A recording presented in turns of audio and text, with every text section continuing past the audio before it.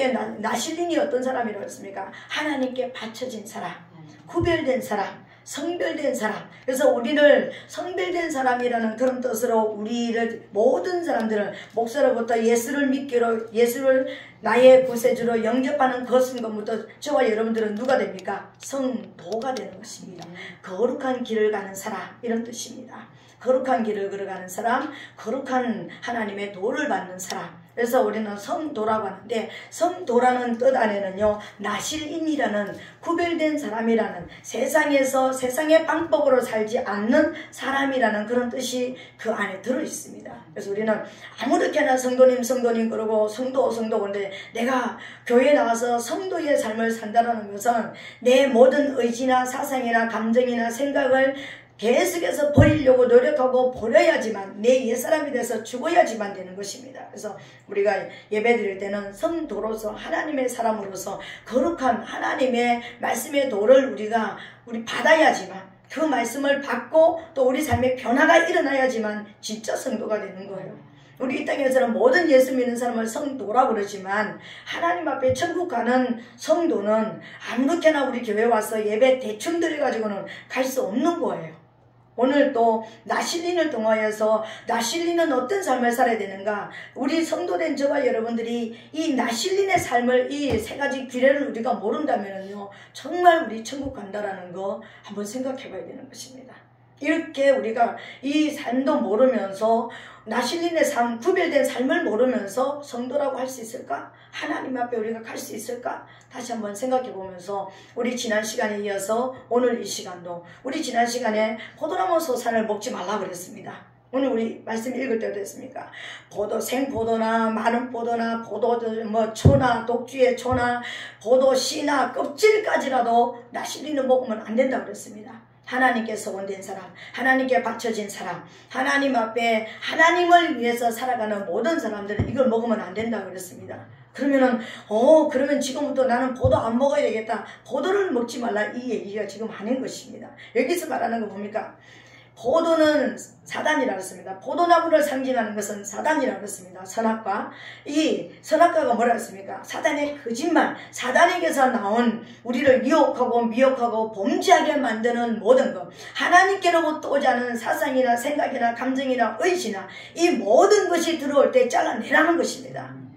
세상에서부터 오는 모든 것을 우리는 잘라내는 역사가 일어나야 된다는 것입니다. 우리가 사단과 함께 사단의 소굴에서 살았던 사람들이잖아요. 그래서 이게 뭐가 옳고 뭐가 그런지 모르고 살았던 사람들인 것입니다. 그래서 예수를 믿는다라는 것은, 구별됐다라는 것은 사단으로부터 오는 것들을 잘라내고 사단을 잘라내는 이 일부터 해야 되는 것입니다. 이 일하는 게 다른 말로 말하면은요, 내 마음에 하나님 두기를 싫어했던 것을 돌이켜서 이제 하나님은 내 마음에 품고 하나님을 모시고 살아가는 거예요. 하나님을 모시고 살아간다는 게 다른 말로 뭐죠? 하나님의 말씀을 받아들이는 걸 말하는 거예요. 하나님의 말씀을 받고 그 말씀을 대로 우리가 살려고 노력하고 지켜나가고, 또 우리가 또 넘어졌지만은 또 말씀 앞으로 돌아오는 것이 포도나무 소산을 먹지 않는다는 것을 믿으시기를 예수님 이름으로 축복합니다. 오늘 두 번째 시간으로 나실린의 규례가 어떤 것이냐면요, 삭도를 그 머리에 대지 말며 머리를 길게 자라게 하라, 이렇게 말씀을 드렸습니다. 이제 남자에 대해서 이야기하는 것입니다. 삭도를 그 머리에 대지 말고 그 머리를 길게 자라게 하라. 무슨 남자가 머리를 길게 자라게 하는가? 나실린은 그렇다는 것입니다. 그러면 이 시대에 모든 예수 믿는 사람들은 전부 다 장발을 해가지고 머리를 따가지고 이렇게 올려야 되겠네? 이걸 말하는 것이 아닙니다. 지금 이 시대에 이걸 말하는 것이 아닌 것입니다. 우리 민수기 6장 5절에 보니까 그 서원을 하고 구별하는 모든 날 동안은 삭도를 도무지 그 머리에 대지 말 것이라. 자기 몸을 구별하여 여호와께 드리는 날이 차기까지 그는 거룩한 적 그 머리털을 길게 자라게 할 것이며, 이렇게 했습니다. 여러분, 삼손이 살아가는 그 시대에는요, 왕이 없었습니다. 왕이 없었다라는 것은 정확한 법이 없었다라는 것을 말하는 것입니다. 그래서 사람들이 자기 소견에 옳은 대로 살아가는 그런 시대였습니다. 근데 하나님 앞에 이 지금 이 시대는 어떤 시대냐면 블레셋이 지금 이스라엘을 통치하는 블레셋에 지금 속국으로 잡혀있는 이런 이제 시대인 것입니다. 이스라엘 사람들이 하나님 앞에 불순종하고 우상 숭배하고 하나님을 마음에 두기 싫어하고 하나님의 도를 따라가기 싫어할 그때에 하나님께서는 옆에 채찍을 들어서 이스라엘 백성들을 징치하시는 거예요. 어떤 채찍을 들었느냐? 블레셋이란 나라를 이스라엘을 괴롭히게 만들어가지고 이스라엘이 이제 지배를 받는 그런 상태가 됐습니다. 40년이 됐습니다. 그때에 하나님께서 이제는 이스라엘 나라를 풀어줘야 되겠다. 이렇게 생각하시고 누구를 세우기를 원하냐면 구원자를 세우기를 원하는 거예요. 그 구원자를 어떤 사람을 통해서 세우기를 원하시느냐면은 하나님을 잘 믿는 가정에, 그것도 하나님을 잘 믿지만 아기를 주지 않았습니다. 그래서 하나님 앞에 아기를 달라고 기도하는 마노아의 가정을 통해서 삼손을 주시기로 하나님께서 계획을 하셨던 거예요. 그래서 마노아의 부부가 이제 아기를 가지게 됩니다. 그래서 아기를 가지고 나서 마노아가 하나님 앞에 나가서 어떻게 얘기합니까? 천사 앞에 가서 어떻게 이 아이를 키워야 됩니까? 이 아이에 대해서 우리가 어떻게 해야 됩니까? 이렇게 물어보는 것입니다. 왜? 하나님 앞에 기도가 이어서 받은 아이니까 이 아이를 어떻게 드려야 되는지 하나님 앞에 여쭙는 것입니다. 근데 하나님께서 이 아이에 대해서 이야기하는 것입니다. 이 아이는 태중에서부터 엄마 복중에 잉태되는 순간부터 어떤 아이냐면 구별된 아이다. 나실린이라는 것입니다. 그래서 나실린의 규례에 따라서 이 아이는 살아야 된다는 것을, 일평생 동안 나실린으로 살아야 된다는 것을 이야기해 주는 것입니다. 그것이 오늘 우리가 지난 시간에 배웠던 포도나무 소산을 먹지 마는 것이고, 두 번째로는 오늘 이제 머리에 삭도를 대지 말고 긴 머리를 그대로 길러라는 것이었습니다. 그리고 세 번째로는 뭐였습니까? 시체를 가까이 하지 말라. 시체를 손대지 말라. 이게 아니라 시체를 가까이 하지 말라는 것입니다. 그러니까 이 세 가지 규례가 있었다는 거예요. 오늘 그 두 번째로서 이제 그 부모에게 이 아이는 이 세 가지 규례를 일평생 동안 지켜야 된다. 왜? 구별된 사람이라야지만, 하나님께서 원하는 사람 모습으로 무장이 돼야지만 무엇을 할 수 있습니까? 이스라엘을 구원할 수가 있기 때문에 그렇습니다. 성별된 모습으로. 오늘 저와 여러분, 예수를 믿는 저와 여러분들이 이 땅에 원수를 멸하고 또 원수에게 잡혀있는 사람들을 우리가 구원하기 위해서 우리는 먼저 구별된 사람들입니다. 그런 사람들을 성도라고 이야기하잖아요. 우리의 삶이 죄와 상관이 없는 죄를 회개한 사람들이라야 된다는 것입니다. 그래야지만 우리를 통해서 원수가 진멸되어지고 또 원수에게 잡혀있는 또 사람들이 하나님께로 돌아오게 되어지는 역사가 일어난다는 거예요. 이게 하나님의 영광인 것입니다. 우리도 구별된 삶을 살아가는 거예요. 근데 하나님께서는 지금 이스라엘을 구원할 자는 나실린이다. 오늘 그러면 이 시대를 구원할 자가 누구인 것입니까? 저와 여러분들인 거예요. 그래서 이 나실린은 그냥 삼손의 이야기고 그냥 성경에 나오는 나실린의 이야기도 끝나는 것이 아니라 우리에게 이 시대 우리에게 말씀하시는 것이라는 것을 잘 들으셔야 되는 것입니다. 그래서 오늘 그러면은 두 번째 규례로서 하나님께서 뭐라고 나실린은 머리에 삭도를 대지 말라.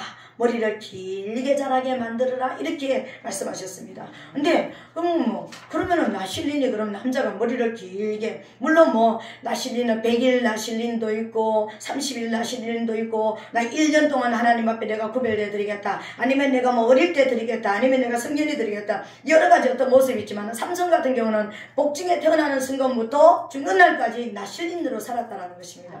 저와 여러분들은 예수 그리스도를 통해서 예수 피가 우리에게 우리가 예수 그리스도를 영접하고 예수 피가 우리를 씻어주시고 하나님의 영을 받는 순간부터 천국 가는 날까지 저와 여러분들은 뭐죠? 나실린이에요. 성도라는 거예요.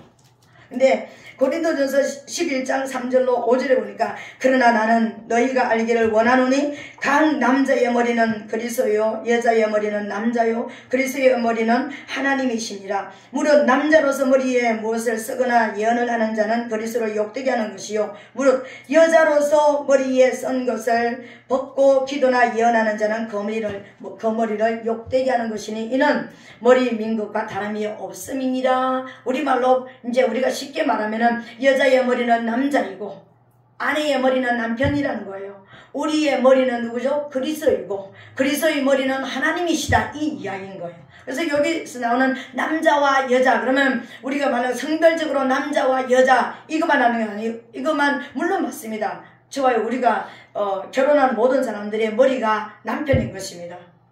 우리 머리가 남편인 것입니다. 그래서 이 남편들 여기 앉아 계시는데 대충 살아면 안 되는 거예요. 가정의 머리로 살아야 되는 거예요. 아시겠어요? 가정의 머리로 산다는 것은 여러분의 머리 위에 누가 있어야 되냐면 예수 그리스도가 있어야 되는 것입니다. 예수 그리스도가 여러분을 통치하는 삶을 살아야 되는 거예요. 예수 그리스도가 통치한다는 것은요, 하나님의 성령의 임재가 머리에 있는 그런 삶을 살아야 된다는 것입니다. 그러니까 하나님 앞에 남자답게 대장부처럼 나와서 하나님 앞에 기도하는 것은 여러분의 머리는 항상 다른 생각이가 다른 것이 지배하는 삶을 살면 안 된다는 것을 말하는 거예요. 하나님의 성령의 임재 안에 살아야 되는 사람들이 여러분 남자들의 책임인 것입니다. 이스라엘에 고대 근동의 여자들이 이제 수건을 쓴 것입니다. 그죠? 이제 여자들이 수건을 쓰라고 그랬습니다.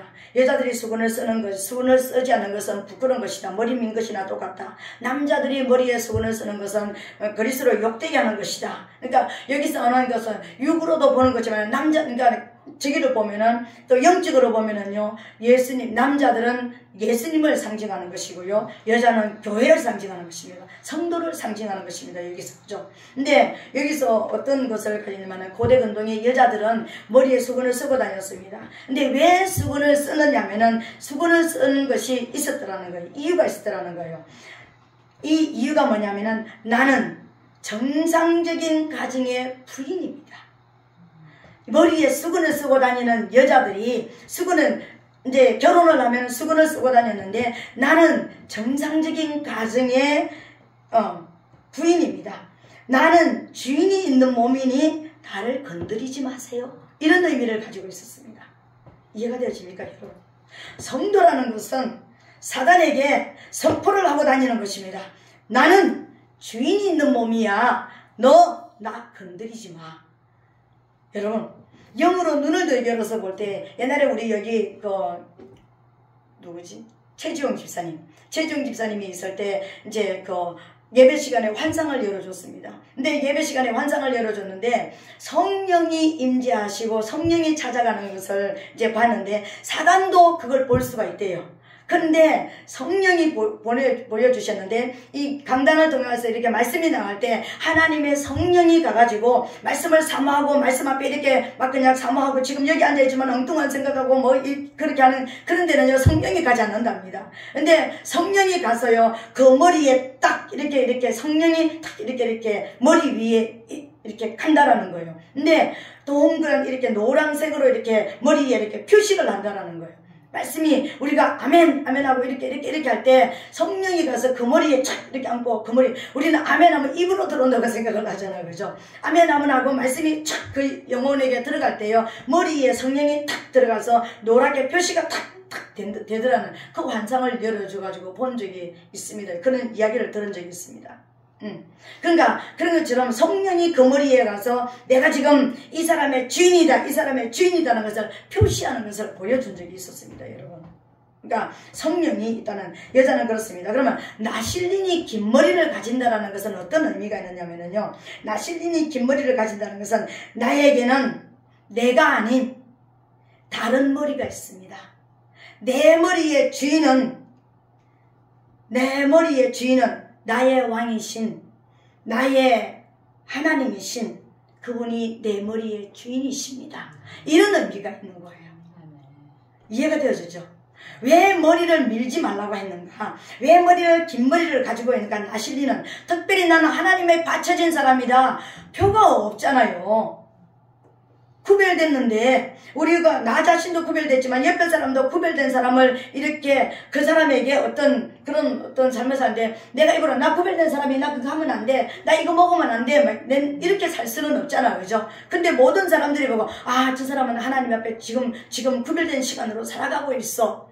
포도나무의 소산을 먹지 않는다든지 어떤 시체에 가까이 하지 않는다든지 이런 것을 표시하기 위해서 나는 구별된 사람입니다. 난 지금 특별한 삶을 지금 시간을 보내고 있는 사람입니다. 이것을 입으로 맨날 이야기하는 것이 아니라 머리를 통해서 보여주었던 거예요. 나는 지금 내 머리의 주인이 내가 아닙니다. 내 머리의 주인은 나의 왕이신 나의 하나님이 내 머리의 주인으로 지금 계십니다. 이걸 표시한 것이요. 머리를 삭도를 대지 않고 머리를 길게 자랐던 그런 의미가 있는 것입니다. 그러면 단순하게 이것만 있을까요?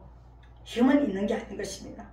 이 머리에 삭도를 대지 않았다라는 것은 어떤 의미냐면은 사사기 16장 19절에 보니까 들릴라가 삼손으로 자기 무릎을 베고 하고 사람을 불러 그 머리털을 7가닥을 밀고 괴롭게 하여 본즉 그 힘이 없어졌더라 이렇게 얘기하는데, 여러분 계시록 4장 5절에 보니까 보호자로부터 번개와 음성과 내성이 나고 보호자 앞에 7등불 켠 것이 있으니 이는 하나님의 7영이더라. 여러분 삼손의 머리카락이 이 7가닥만 있었을까요? 우리 머리카락 그러니까 숫자를 셀 수 없을 만큼 많습니다. 그죠? 그런데 그 중에 7가닥을 딱 밀어보니까 힘이 없어져 버렸습니다. 우리 일반 사람하고 똑같이 됐다는 것입니다. 실은 완전수입니다. 여러분, 이 7가닥의 머리카락이 무엇을 의미하느냐면은 7영을 의미하는 것입니다. 7 완전한 하나님의 성령을 의미하는 것입니다. 계시록에 보면 그러니까 7불의 권세와 7눈의 통찰력이라고 이야기하고, 우리가 비로 따지면은 이른 비와 늦은 비라 그러면 늦은 비의 성령, 완전한 성령의 충만함을 상징하는 거예요. 이사야 11장 2절에 보니까 하나님의 영, 지혜와 총명과 모략과 재능과 지식과 여호와를 경외하는 신 전체를 이야기하는 것이고, 성소 안에 성막 안에 있는 등대를 이야기하는 것 같으면 7등대를 이야기하는 거예요. 완전한 하나님의 성령을 의미하는 것입니다. 이게 7가닥의 머리카락이 상징하는 것이었습니다. 그러니까 하나님의 성령의 완전한, 그러니까 성령의 임재하신 것을 보여준다라는 것입니다. 그러니까 우리가 외적으로 보면은 삭도를 대지 않고 긴 머리를 가지고 난 나실인입니다 이걸 아는데, 이 나실인에는 하나님이 특별한 어떤 은혜를 주시냐면 하나님의 완전한 7영의 하나님의 임재가 있었다라는 거예요. 이 임재가 있는 것의 상징이 바로 뭐냐면요, 머리를 길게 기르는 것이었습니다. 여자는 머리에 수건을 쓰는 것이었습니다. 그래서 머리에 수건을 썼다, 긴 머리카락을 가지고 있다, 이건 뭐냐면요, 돕는 천사가 그 머리에 지금, 그러니까 이 사람을 지금 돕고 있는, 이 사람이 사역을 하고 이 사람이 삶을 사는 이 모든 것을 지금 돕는 천사가 지금 붙여져 있다는 것을 이야기하는 것입니다. 아주 쉽게 말해서 우리나라 대통령이 지금 미국으로 어떤 무슨 계약을 하기 위해서 간다. 그러면은 경제적인 계약을 하기 위해서 간다. 그러면은 보디가드도 가지만 그러면 경제인들이 무수한 사업하는 사람들이요 다 따라갑니다. 여러분, 다른 건 아니고 딱 경제만 가지고 간다 하더라도요, 정치, 경제, 문화 하여튼 모든 면에 있는 사람들이 쫙 따라갑니다. 수행원들이 따라간다는 것입니다. 그곳에서 어떤 딱 의제가 딱 생겼을 때 그 의제에 맞게 모든 사람들이 이렇게 의논해가지고 다다다닥 대통령 각하 이렇게 설명해야 됩니다. 이렇게 계약해야 됩니다. 이렇게 해야 됩니다. 대통령이라고 모든 것을 몰랐다 아닙니까? 물론 하나님을 그렇다는 건 아닙니다. 그렇죠? 그러니까는 모든 수행원들이 따라가지고 이렇게 계약해야 되고 이렇게 해야 되고 모든 의견을 수렴할 수 있는 수행원들이 다 따라갑니다. 여러분, 두 사람만 가는 게, 두 부부만 가시는 게 아니잖아요. 보디가드만 따라가는 건 아니잖아요. 일반적인 수행원들이 엄청나게, 그러니까 미용, 화장하는, 옷 갈아입히는 모든 분들까지요, 엄청난 수행원들이 따라갑니다.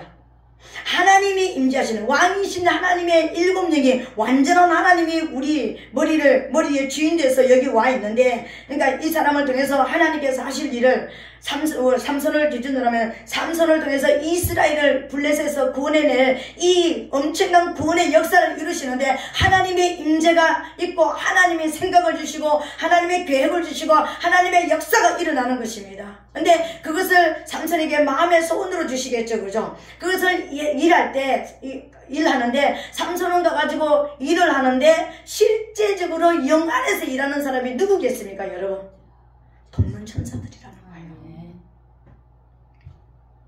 그래서 이게 성문짝을 빼가지고 어깨에 메고 갈 수 있을 만큼 힘이 강했다라는 것입니다.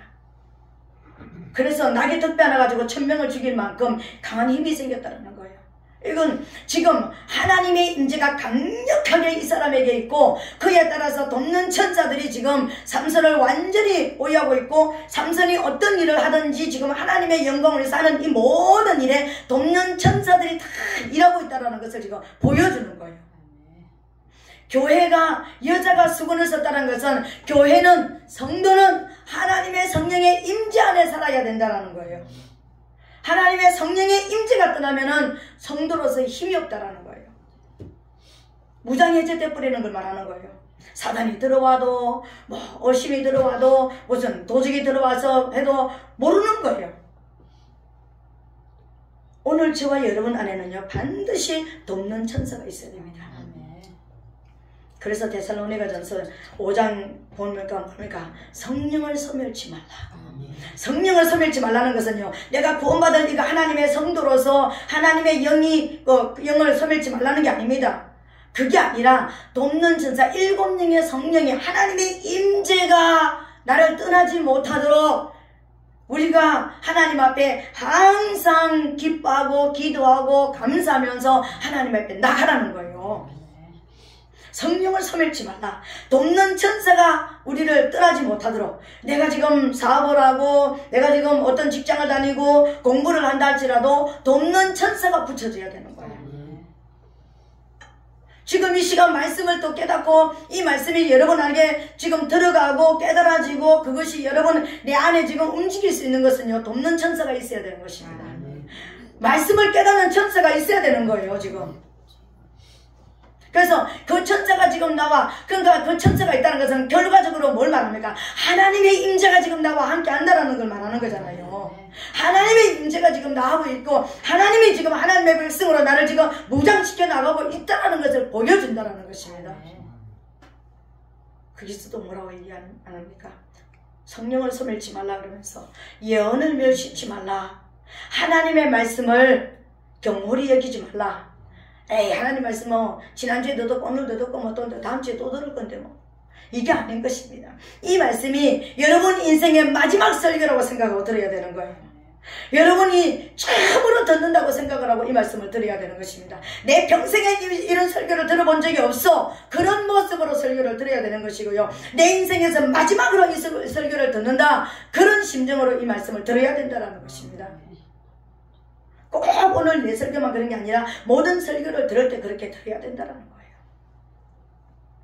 그래야지만 말씀이 깨달아지는 역사가 일어나게 될 줄로 믿습니다. 여러분, 머리카락을 밀지 말라는 의미를 여러분 아시겠죠? 그죠? 이제 머리에 삭도를 대지 말고 머리를 길게 기르라는 의미를 여러분 이제 아셨습니다.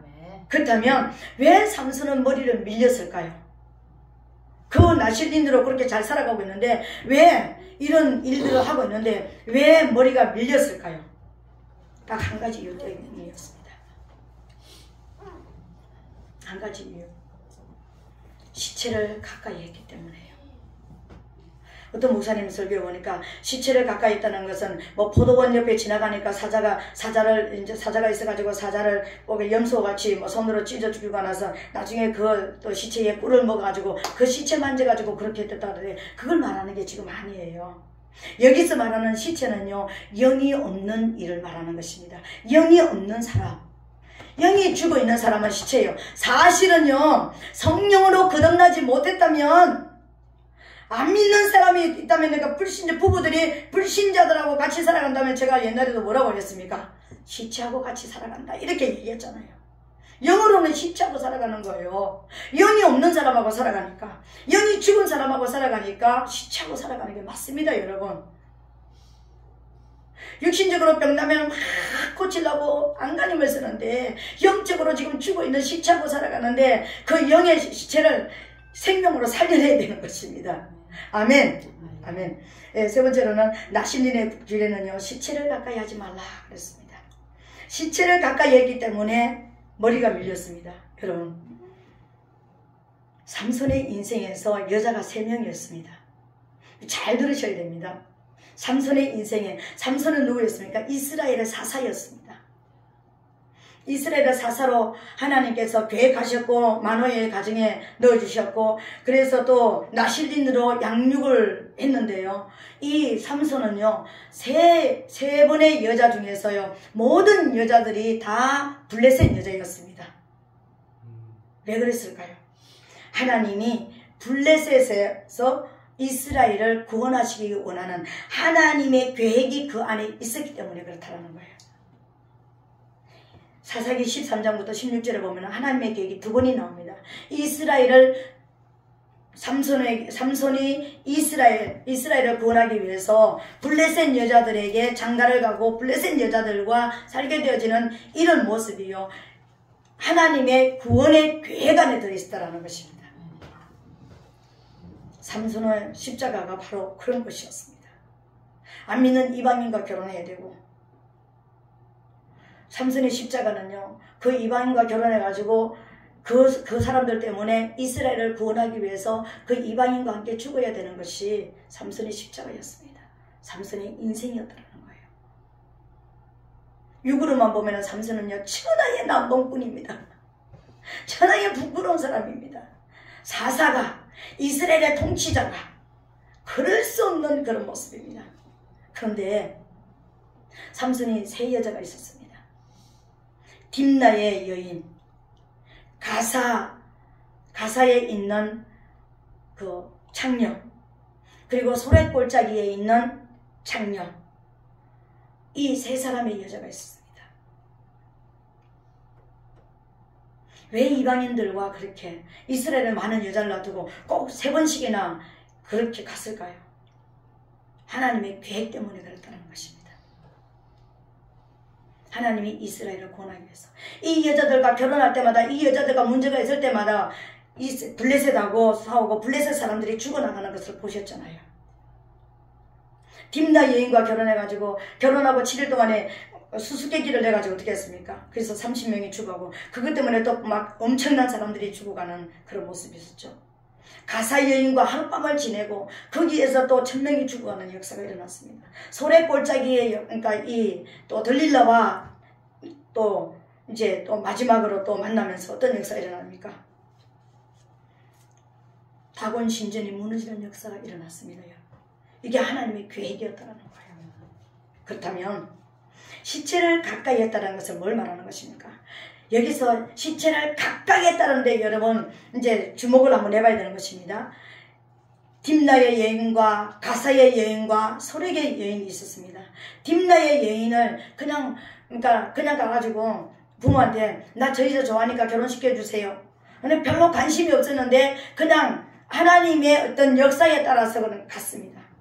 사랑하지 않았습니다. 그냥 좋아하니까 이렇게 했습니다. 그리고 가사의 여인 그냥 하룻밤 지났습니다. 근데 소래골짜기에 있는 들릴라라 하는 여인은요 그게 아니었습니다. 사랑한다고 그랬습니다. 사랑한다라는 것은 뭘 말하는 것입니까? 마음이 완전히 뺏긴 것을 말하는 것입니다. 내 마음이 홀딱 그게 넘어가 버린 것을 말하는 것입니다. 삼손이 그 증거로 어떻게 했습니까? 이 여자가요 밤마다 매일매일 자기 무릎 베개 만들어 놓고요, 네 힘 어디서 나왔어? 나한테 얘기해. 네 힘 어디서 나와서 얘기해. 그러니까 삼손이 또 거짓말하고 거짓말 안 돼도요 블레셋 사람을 데리고 와가지고 또 해보고 또 삼손이 힘있고 그런데요 막 울면서 자꾸만 강박을 하니까는요 이 삼손의 마음이 어떻게 됐다고요?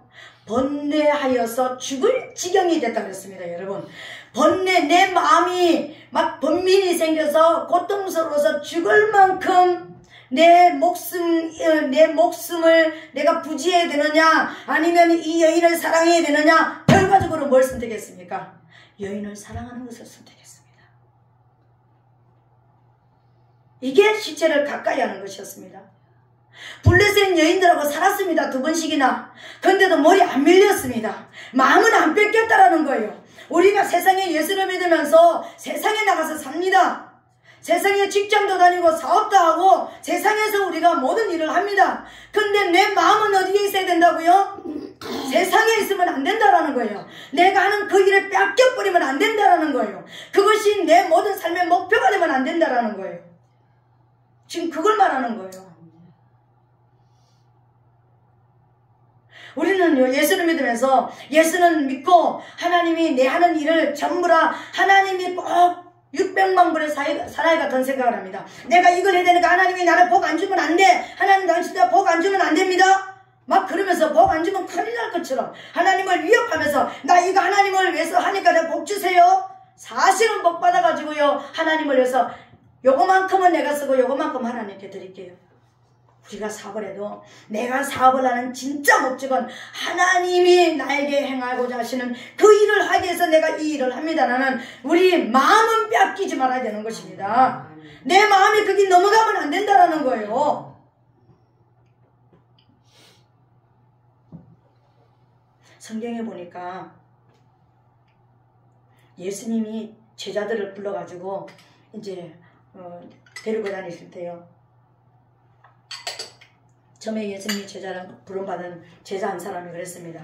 나로 가가지고 내 아비를 장사하고 나서 주를 따르겠습니다. 그럴 때 예수님 대답이 뭐라 했습니까?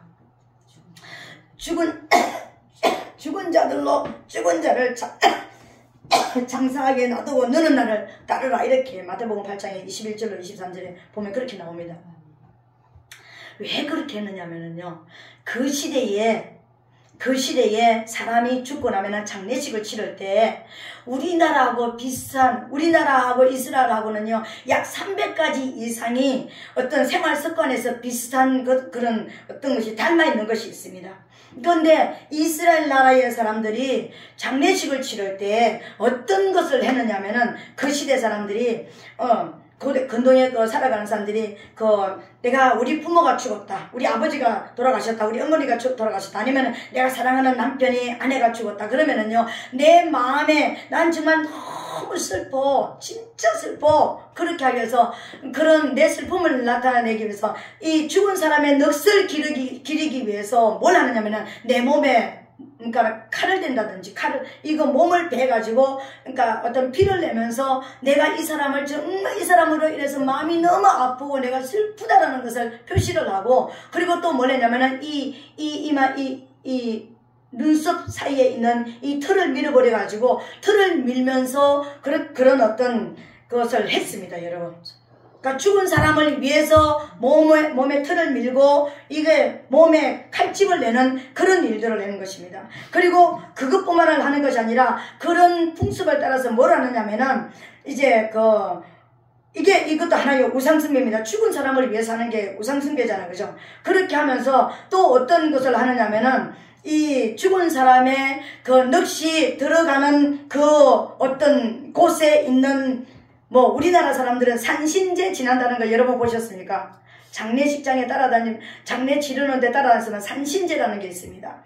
이거 관을 파기 전에 이거 묻는 거 구시가 그러죠. 이거 파기 전에 그 산에다가 이렇게 음식을 차려놓고 이렇게 절을 하고, 그러니까 그리고 또 이거 다 파놓고 이거 묻기 전에 그러니까 이게 뭐라고 그러나 하관하기 전에 또 거기다가 제사를 지내고 이렇게 묻습니다.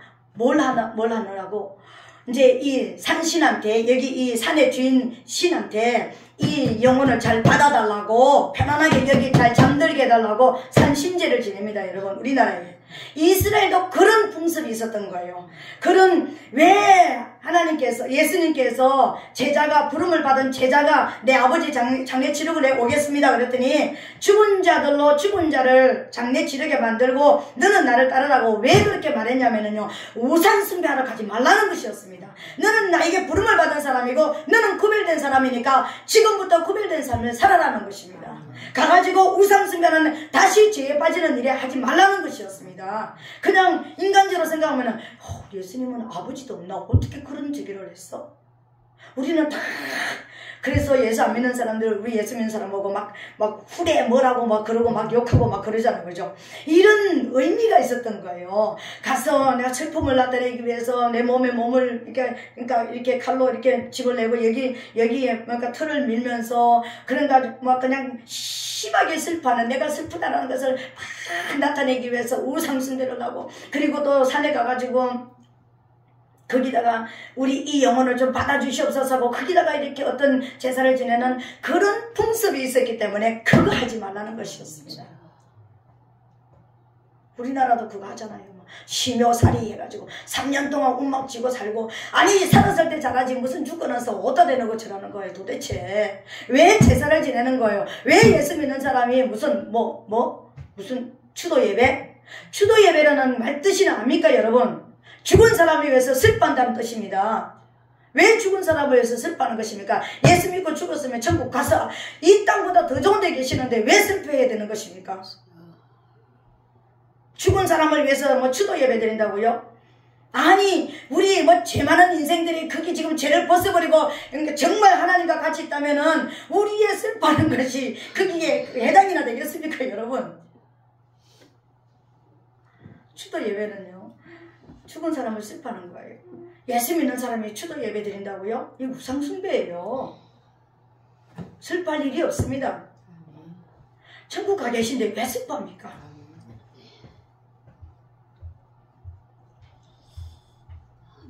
정말 슬퍼할 일이 없습니다. 그래서 우리 엄마 권사님이 항상 얘기하는, 나는 죽으면 먹으러 안 오니까 이 땅에서 나 맛있는 거 먹고 좋은 옷 입고 나는 그렇게 살 거다. 그거 잘하는 거예요. 아니 천국 가는데 뭐하러 여기까지 또 오겠습니까? 뭘 먹으러 오겠습니까? 먹으러 올 일도 없을 뿐더러 먹을 일도 없습니다 여러분. 추도 예배라는 게 없습니다. 추도 예배를 드면 누구 추도 예배부터 드려야 된다고요? 내 맨날 얘기하지만 예수님 추도 예배부터 드려야 되잖아. 예수님도 추도 예배가 없는데 뭘 우리가 추도 예배를 드린다고. 안 그렇습니까 여러분? 그러니까 오늘 우리가 이게 우상숭배라는 것은, 우상숭배 하지 말라는 것은, 구별된 너는 이제 더 이상 우상숭배에 빠지지 말라는 거예요. 아멘. 살아있는 사람에게도, 살아있는 사람을 위해서 마음을 빼앗기는 것도 우상숭배고, 죽은 사람을 위해서 마음을 빼앗기는 것도 우상숭배다. 그거 하지 말라는 거예요. 그걸 하는 것이 시체를 가까이 하는 거예요. 아버지가 돌아가시도 엄마가 돌아가시도 나실리는 그거 가까이 하지 말라는 것입니다. 우상숭배 다시 들어가지 말라는 거예요. 너는 나를 위해서 바쳐진 자니까 더 이상 생명이 없는 것에 대해서 네 마음을 빼앗기지 말라. 우리가 이 땅에서 살아가면서 이제는 알아야 되는 것입니다. 내가 무엇을 하든지 내 마음이 빼앗기는 것을 하면 안 되는 거예요.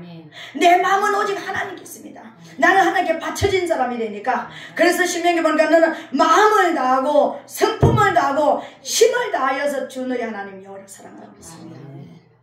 그 사랑하는데 돈이 필요하고, 그 사랑하는데 기술도 필요하고, 그분을 사랑하는데 재능도 필요하기 때문에 그게 필요한 것이지, 내가 이 땅에 잘 먹고 잘 살고 떡 부러지게 뭔가를 막 내세워가지고 막 이건 막 어떤 사업을 하는 이걸 위해서 하나님이 우리를 이 땅에 보내시지 않았다는 거예요. 잘 아셔야 됩니다. 우리 자신도 모르는, 내가 이 정도 되니까 이만큼 사업을 하고 이 정도 되니까 이런 일들을 해야 되고, 이게 결과적으로요 이력서를 많이 내고 싶은 것이요 우상숭배입니다. 명예를 내는 것입니다. 그 잘못하면 그렇게 되어져 버린다니까. 우리 예수 믿는 사람들도 마찬가지입니다. 하나님이란 이름 하나 가지고 엄청난 명예를 내려고 하는 거예요. 이거 우상숭배입니다. 이거 하면 안 되는 거예요. 하나님은 오직 너는 나를 섬겨라. 너는 내게 바쳐진 자다. 내가 너에게 원하는 것만 하면 돼. 이거입니다. 오늘 저와 여러분, 삼손이 왜 머리카락을 밀렸는지 깨닫게 되시기를 예수님 이름으로 부탁드리겠습니다. 아멘. 예수 믿는 저와 여러분들은요, 오직 남편을 하나님보다 너무 사랑해도 안 되고 자식을 너무 사랑해도, 아내들이 별로, 예수 믿는 아내들이 남편을 그렇게 사랑할 일은 없습니다. 그죠? 남편들이 예수 믿는 우리 아내 치맛자락 붙잡고, 그런 소리 하지 마. 치맛자락 붙잡고 천국 못 가. 나하고 하나님하고 관계에서 내가 천국을 가고 못 가는 것이지, 내 아내가 아무리 기도를 많이 해도, 내 아내가 아무리 예수를 잘 믿어도 나 천국 못 가. 내가 하나님 못 만나면. 여러분 자식이 아무리 돈을 많이 벌어가지고 잘 먹고 잘 살릴 것 같아도, 여러분 뼈파지게 내가 아는 어떤 부부 있습니다. 두 분 다 무릎이요 완전히 우리가 말로 이 도가니가요 완전히 다 상해가지고요, 그렇게 될 때까지 자식들을 공부시키고 이렇게 했는데요, 그 자식들 크고 나니까는 용돈도 안 주는 거 봤습니다.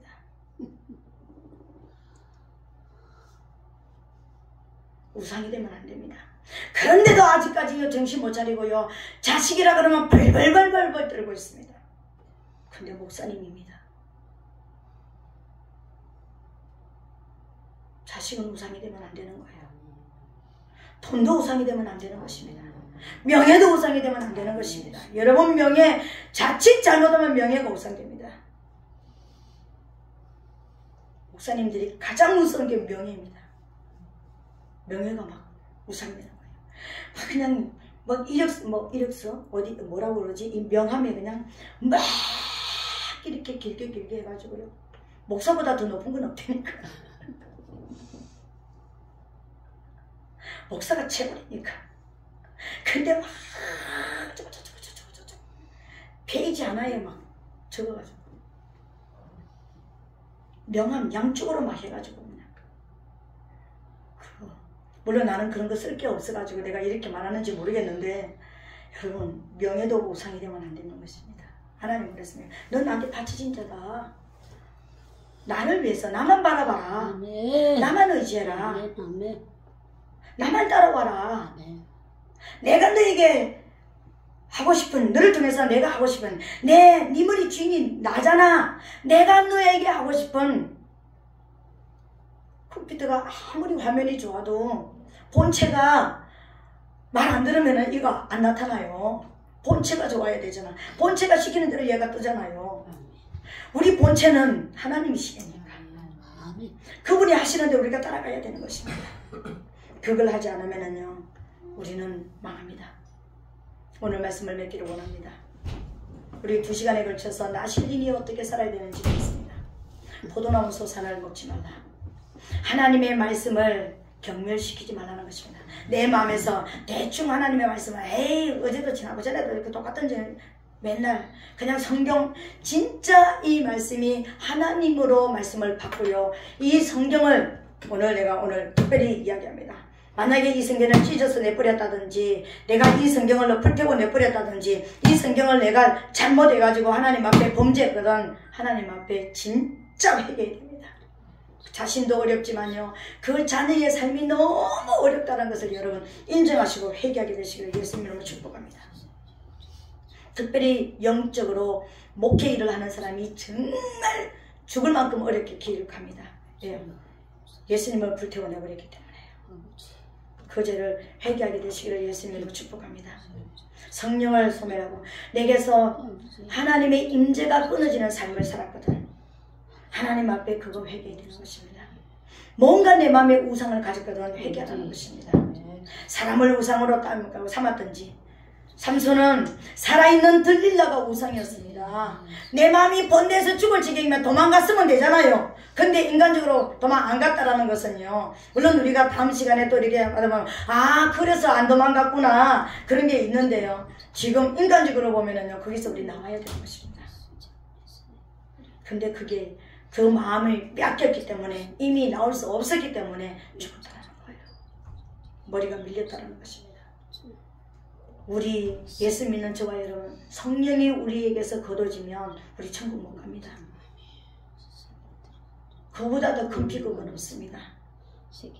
하나님 앞에 저와 여러분 슉슉슉슉 소리 내지 마세요. 그냥 마음속으로 기도하세요. 하나님 앞에 여러분 정말 성령이 떠나지 않도록, 성령을 소멸치 않는 삶을 살게 되시기를 예수님 이름으로 축복합니다. 여러분, 악은 모든 모양이라도 버리라고 그랬습니다. 하나님이 원하시는 악은요, 악이 원하는 거, 하나님만 사랑하면 악이 나올 수가 없습니다. 사랑에서 나오지 않는, 하나님의 사랑에서 나오지, 인간적인 사랑을 말하는 게 아닙니다. 하나님의 사랑과 하나님의 긍휼에서 나오지 않는 것이 악입니다, 여러분. 그것을 버리라는 거예요. 악은 모든 모양이라도 버리는 저와 여러분 되시기를 예수님을 축복합니다. 그래서 이제 우리 나실인의 삶으로 제대로 살아가자고요. 그래서 늘 천사가, 돕는 천사가 우리와 함께하는 삶을 살게 되시기를 예수님 이름으로 축복합니다. 아멘. 우리 한번 기도하겠습니다. 하나님, 나실인의 삶에 대해서 우리 알았습니다. 정말 하나님이 원하시는 삶을 살 수 있도록 우리를 도와주시옵소서. 이 시간 주여 삼청하고 동성으로 기도하겠습니다.